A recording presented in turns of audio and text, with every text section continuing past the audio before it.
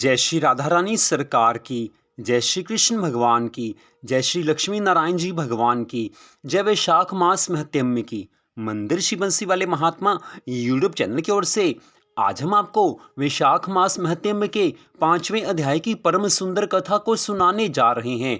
ये कथा सुनने मात्र से भगवान की अनंत कृपा मिलती है। तो 5वें अध्याय की कथा इस प्रकार है।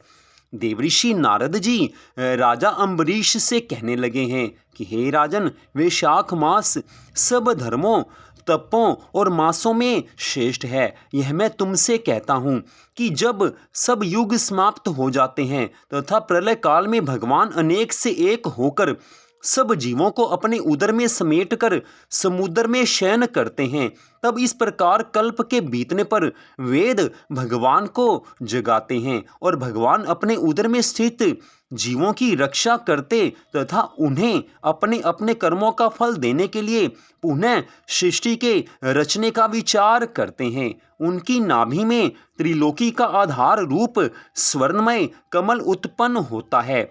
उस कमल से विराट रूप ब्रह्मा उत्पन्न हुए हैं। फिर सत, रज और तम उत्पन्न हुए हैं और गुण, प्रकृति, मर्यादा तथा भुवनों के स्वामी रचे। फिर वर्णाश्रम के विभाग पर धन की कल्पना करते हुए वेद मंत्र, स्मृति, पुराण और इतिहास रचकर इनके प्रवर्तक ऋषि उत्पन्न किए। अलग अलग वर्णों के धर्म निर्माण किए हैं। प्रजा अपने धर्म में यथा उचित लगी हुई है या नहीं लगी हुई, ये देखने के लिए साक्षात अंतर्यामी भगवान डर दिखाने और परीक्षा के निमित्त अवतार धारण कर स्वयं इस संसार में आए। जब भगवान इस संसार में आए तो उन्होंने देखा कि वर्षा काल में कई जगह कीचड़ में फंसकर लोग धर्म कर्म का पालन नहीं कर सकते, भगवान की भक्ति नहीं कर सकते, क्योंकि वर्षा में अनेक लोगों को अनेक तरह की कठिनाई होती है। इस कारण भक्ति के कार्य सब लोग नहीं कर सकते। ठीक ऐसे ही भगवान ने देखा कि शीत ऋतु में वात आदि से दुखी होकर धर्म का पालन करना मनुष्य के लिए सुलभ नहीं होता है। शरद ऋतु में सर्दी के मारे प्रातःकाल लोग नहीं उठते हैं, इससे बड़ा दुख होता है। इस कारण भगवान ने संपूर्ण पापों के निवारण के लिए बसंत ऋतु बनाई। यह ऋतु स्नान, दान, यज्ञ क्रिया और सब भोगों के अनुकूल है। मीन की संक्रांति में वर्णाश्रम वासियों के घरों में रहकर भगवान लोगों के कर्मों को देखते हैं। धर्म पर चलने वाले मनुष्यों की मनोकामनाएं भगवान स्वयं पूर्ण करते हैं, और जो लोग अधर्म के मार्ग पर चलते हैं, जो पाप कर्मों में लगे रहते हैं, जो लोग मनुष्य जीवन प्राप्त करके क्षण भर भी भगवान की भक्ति नहीं करते, ऐसे मनुष्यों की आयु और धन को भगवान क्षीण करते हैं। जो वैशाख मास में अच्छी तरह से भगवान का पूजन करते हैं और भगवान के स्वरूप साधु महात्माओं की सेवा करते हैं तथा जो अन्य महीनों में नहीं करते किंतु वैशाख मास में ही करते हैं, उनकी पूजा आदि को देखकर भगवान उनको क्षमा कर देते हैं। भगवान भी पूजा में ये देखते हैं कि मनुष्य की पूजा में कितनी श्रद्धा है, क्योंकि श्रद्धा भावना के अनुसार ही मनुष्य को भक्ति का फल मिलता है। इस वैशाख मास में भगवान सब प्राणियों की परीक्षा करते हैं कि मनुष्य वैशाख मास में कैसे भक्ति करते हैं और कौन से मनुष्य हैं जो वैशाख मास में क्षण भर भी भगवान की भक्ति नहीं करते। देवऋषि नारद जी इस कथा में स्पष्ट बता रहे हैं कि जो मनुष्य वर्ष के बाकी महीनों में किसी कारण से भगवान की भक्ति नहीं कर पाते, उन्हें वैशाख मास में भगवान की भक्ति अवश्य करनी चाहिए, क्योंकि जो वर्ष के बाकी मासों में भगवान की भक्ति नहीं करते, भगवान के चरणों में किसी कारण से वो मन नहीं लगा पाते, तो उस कर्म से उनको पाप लगता है। लेकिन जो वैशाख मास में भगवान की भक्ति करते हैं तो उनके उस पाप का नाश हो जाता है। इसी कारण से भगवान कहते हैं कि भगवान को अति प्रिय लगने वाले इस वैशाख मास में पूरी श्रद्धा भावना से भगवान की भक्ति करनी चाहिए। थोड़ा सा सोच विचार करके देखा जाए तो मालूम होता है कि भगवान की हम सब मनुष्यों पर कितनी कृपा है कि भगवान स्वयं इस कथा में अपने श्री मुख से कहते हैं कि सर्दी, गर्मी या वर्षा आदि की ऋतु में जो लोग किसी कारण से भगवान के चरणों में मन नहीं लगाते, किसी भी कारण से भगवान की भक्ति नहीं कर पाते, तो ऐसा करने से उन्हें पाप तो लगता है, क्योंकि भगवान की भक्ति तो प्रतिदिन करनी चाहिए। लेकिन भगवान वहीं दूसरी ओर कहते हैं कि यदि ऐसे मनुष्य वैशाख मास में भगवान की भक्ति के सब नियमों का पालन करें, प्रातः स्नान के नियम का पालन करें, भगवान की कथा को सुने, तो उनके पुराने पापों का नाश हो जाता है, उन्हें भगवान की भक्ति का पूरा फल प्राप्त हो जाता है। इस नियम में भगवान की बहुत ज़्यादा दया भरी हुई है। तभी तो कहा जाता है कि भगवान ने कुछ ऐसे विशेष मास बनाए हैं कि जिनमें भगवान की भक्ति अवश्य करनी चाहिए, जैसे कि वैशाख मास है, कार्तिक मास है, पुरुषोत्तम मास है, श्रावण मास है, माघ का मास है। इन मासों को भगवान ने विशेष रूप से हम सब के उद्धार के लिए बनाया है, क्योंकि मनुष्य अगर सारा वर्ष भगवान की भक्ति नहीं भी कर सके तो विशेष रूप से वैशाख आदि मास में भगवान की श्रद्धा भावना से भक्ति करके भगवान की पूरी कृपा को प्राप्त कर सकता है। देवऋषि नारद जी आगे की कथा का वर्णन करते हुए कहने लगे हैं कि हे राजन, पूर्व काल में राजा जनु ने वैशाख मास की शुक्ला सप्तमी को क्रोध में आकर गंगा जी को पी लिया था और फिर अपने दाहिने कान के छिद्र से उन्हें बाहर निकाला था। अतः जनु की कन्या होने के कारण गंगा जी को जानवी भी कहा जाता है। वैशाख मास के शुक्ल पक्ष की सप्तमी तिथि को स्नान करके जो आकाश की मेखला भूत गंगा मां का उत्तम विधान के साथ पूजन करता है, वह मनुष्य धन्य और पुण्यात्मा है। जो वैशाख मास के शुक्ल पक्ष की सप्तमी को विधि पूर्वक गंगा जी में देवताओं और पितरों का तर्पण करता है, गंगा मैया उसकी ओर कृपा दृष्टि से देखती हैं तथा वह स्नान के पश्चात सब पापों से एक ही क्षण में मुक्त हो जाता है।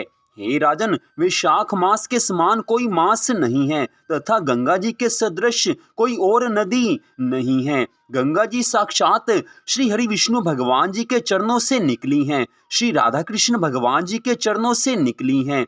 गंगा मां से बढ़कर कोई और दयालु नहीं हो सकता, क्योंकि ठाकुर जी के चरणों से निकली हुई गंगा जी त्रिलोकी का उद्धार करती हैं। मनुष्य मात्र का उद्धार करने के लिए गंगा जी का इस धराधाम पर अवतरण हुआ था। वैसे तो सगर पुत्रों का उद्धार करने के लिए गंगा जी इस धरती पर आई थी, लेकिन सबसे विशेष उद्देश्य जो गंगा मां के इस धरती पर अवतार लेने का था वो यही था कि मनुष्य मात्र का उद्धार गंगा जी कर सकें। गंगा जी का प्रादुर्भाव भगवान श्री विष्णु के चरणों से हुआ है। वे ब्रह्मलोक से आकर भगवान शंकर के जटाजूट में निवास करती हैं। गंगा मां समस्त दुखों का नाश करने वाली हैं। वे अपने 3 स्तोत्रों से निरंतर प्रवाहित होकर तीनों लोकों को पवित्र करती हैं। उन्हें स्वर्ग पर चढ़ने के लिए सीढ़ी माना गया है। वे सदा आनंद देने वाली, नाना प्रकार के पापों को हरने वाली, संकट से तारने वाली, भक्तों के अंतःकरण में दिव्य प्रकाश फैलाने की लीला से सुशोभित होने वाली, सगर के पुत्रों को मोक्ष प्रदान करने वाली, धर्म मार्ग में लगाने वाली तथा 3 मार्गों से प्रवाहित होने वाली हैं। गंगा मैया तीनों लोकों का श्रृंगार हैं। वे अपने दर्शन, स्पर्श, स्नान, कीर्तन, ध्यान और सेवन से हजारों पवित्र तथा अपवित्र पुरुषों को पावन बनाती रहती हैं। जो लोग गंगा जी से दूर रहकर भी तीनों समय गंगा गंगा गंगा इस प्रकार उच्चारण करते हैं, उनके 3 जन्मों का पाप गंगा मैया नष्ट कर देती हैं। जो मनुष्य 1000 योजन दूर से भी गंगा मां का स्मरण करता है, वह पापी होने पर भी उत्तम गति को प्राप्त होता है।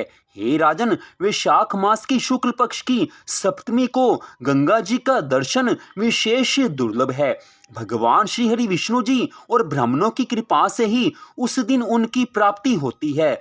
माधव अर्थात वैशाख मास के समान महीना और माधव अर्थात श्री कृष्ण भगवान के समान कोई देवता नहीं है, क्योंकि पाप के समुद्र में डूबते हुए मनुष्य के लिए भगवान श्री कृष्ण नौका का काम कर देते हैं।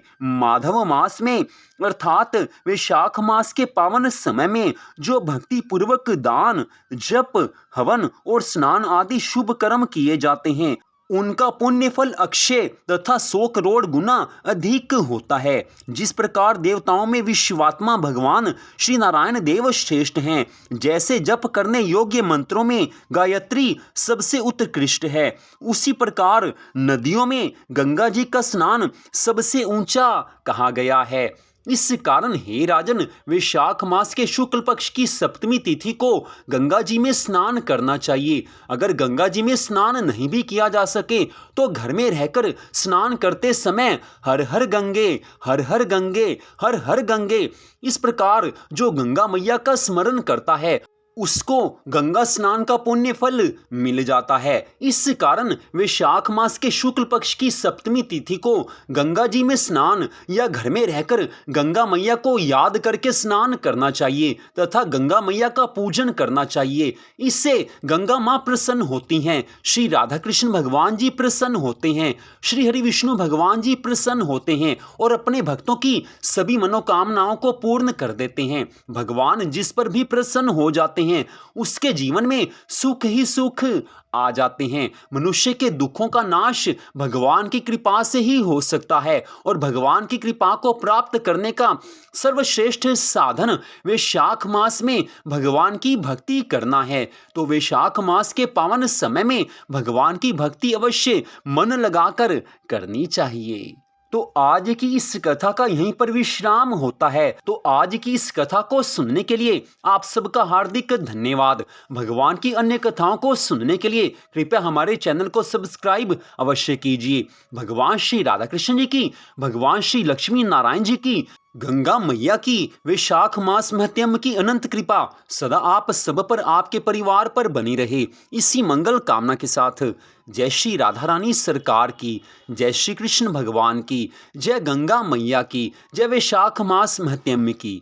जय जय श्री राधे, जय जय श्री राधे, जय जय श्री राधे श्याम।